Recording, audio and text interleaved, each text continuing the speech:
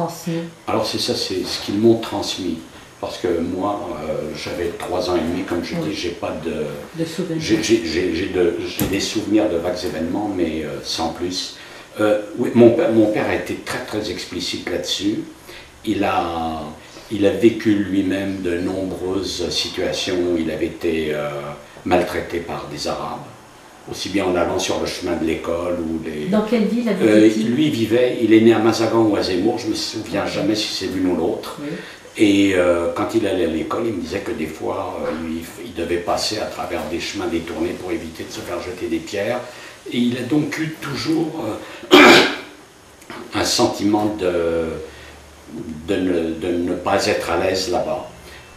Lui en particulier était très content jusqu'à un certain point de la présence française parce que ça lui a donné le sentiment, comment dirais-je,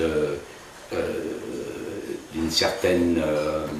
le sentiment qu'il pouvait progresser vers quelque chose qui sortait des catégories qui existaient au Maroc entre juifs et arabes.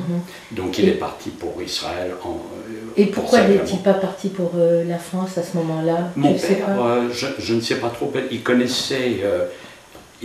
j'imagine qu'il avait évidemment une certaine idée de ce qu'était la France, mais mon père a fait des études jusqu'au certificat d'études, ce n'était pas un intellectuel. Et Israël représentait véritablement un rêve de libération, qui était peut-être aussi l'effet de ce qu'on lui disait, évidemment, de la propagande également.